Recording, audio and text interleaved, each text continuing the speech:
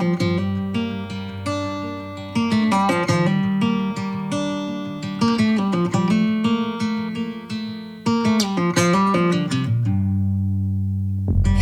back to what used to be home, passing by those little towns I know so well, stopping for gas and then I'm behind the wheel again.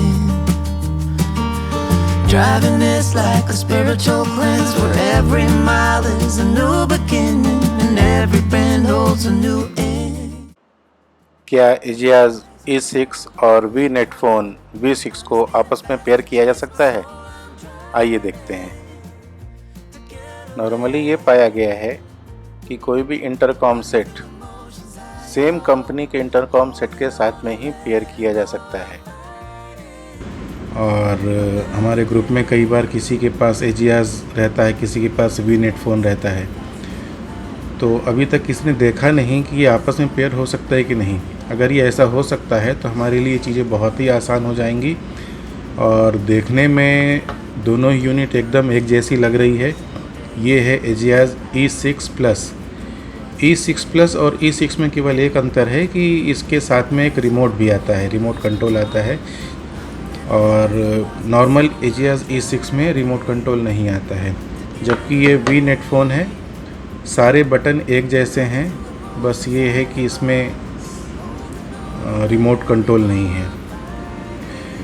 तो requirement ये रहती है कि मान लीजिए कि हमारे पास एजियाज E6 है और हमारे किसी साथी राइडर के पास में वी नेट फ़ोन V6 है, तो या तो वो मेरी तरह एजियाज E6 ले, फिर हम दोनों आपस में कंपेयर करें और पेयर करें, या फिर मैं वी नेट फ़ोन V6 लूँ और फिर आपस में हम कंपेयर करें। तो अन्य से इसमें पैसे की बर्बादी होती है।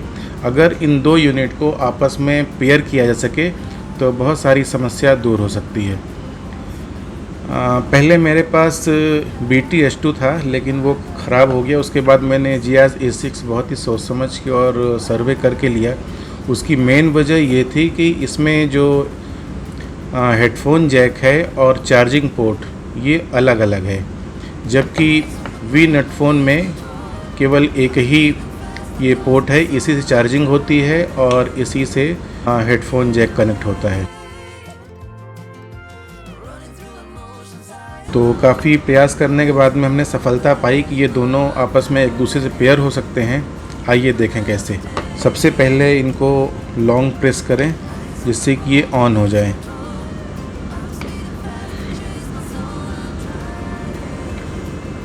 और उसके बाद में इनको करीब 7 सेकंड तक होंगे, इनकी लाइटें ब्लिंकने लगे। इसकी लाइट ब्लिंक होने लगी और इसकी लाइट भी ब्लिंक होने लगी है। अब ये हो गया है कि ये दोनों ही पेयरिंग मोड में आ गए हैं। अब हम इसके ऑन बटन को एक बार हम टच करेंगे, जिससे कि ये उसको सर्च करेगा कि दूसरा कौन सा यूनिट पेयरिंग मोड में है।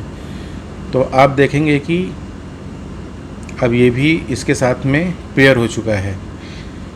और एक बार इस बटन को हम और दबा देंगे जिससे कि ये रिकॉर्डिंग इसके साथ में सेव हो जाए। हम ये देख रहे हैं कि दोनों की लाइट अलग अलग ब्लिंक कर रही है, जबकि नॉर्मली होता ये है कि अगर कोई भी दो यूनिट आपस में पेयर हो गई हैं तो उनकी लाइटें एक साथ ब्लिंक करती हैं, और यही कन्फ्यूज़न क्रिएट करता है कि ये दोनों यूनिट आपस में पेयर हुई हैं कि नहीं।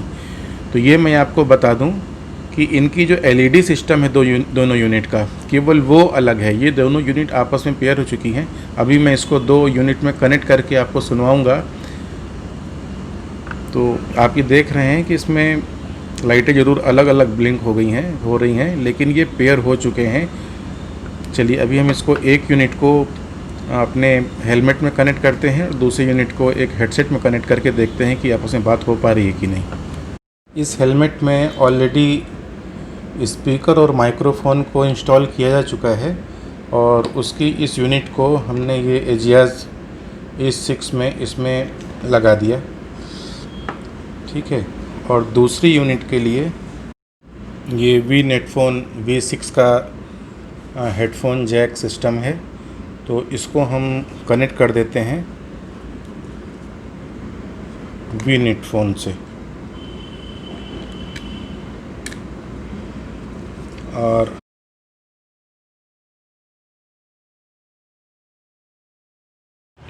चलिए अभी इस यूनिट को चेक करके देखते हैं। अभी हमने अपने इस हेलमेट को दूसरी यूनिट से थोड़ा दूर रखा है और यहाँ पे एक मोबाइल है, इसमें गाना चला के यहाँ पे रख दिया है। ये यूनिट हमारी एजाज़ E6 है और इससे थोड़ी दूर पर ये देखें, यहाँ पर गाना सुनाई पड़ रहा है दूर से ही। मैं अपने माइक्रोफोन को कवर कर देता हूँ जिससे कि उसकी आवाज़ ना आए।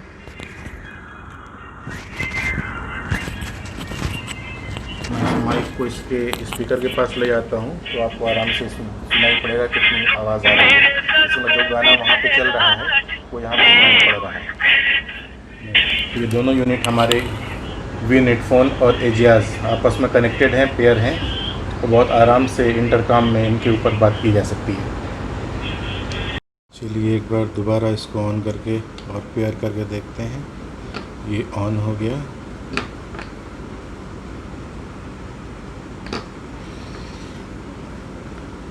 अब इनको लॉन्ग प्रेस करके ब्लिंकिंग मोड में ले आते हैं।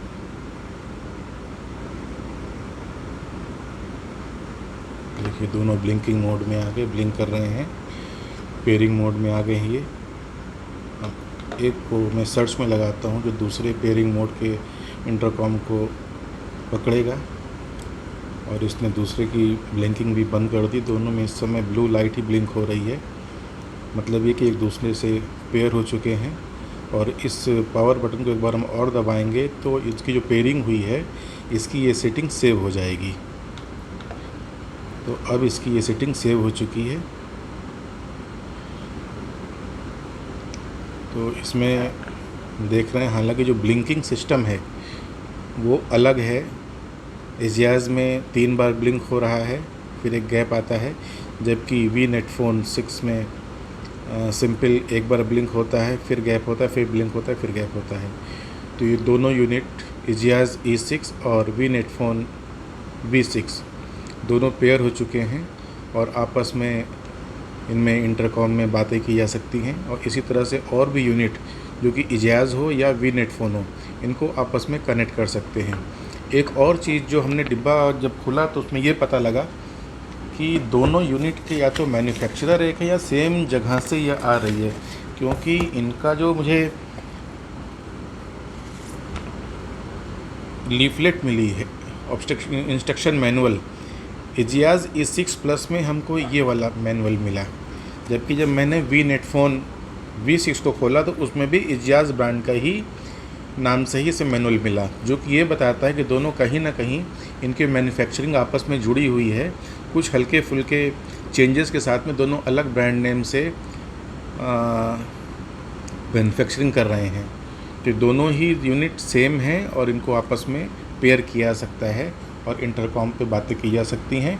और इस तरह से चूँकि ये 6 यूनिट आपस में जोड़ी जा सकती है, मतलब एक बेस यूनिट हो गई और उसके साथ में 5 और यूनिट, वो जो कि या तो एजाज़ हो सकता है या वी नेटफोन हो सकता है, उनको आपस में हम जोड़ के ग्रुप में बात कर सकते हैं।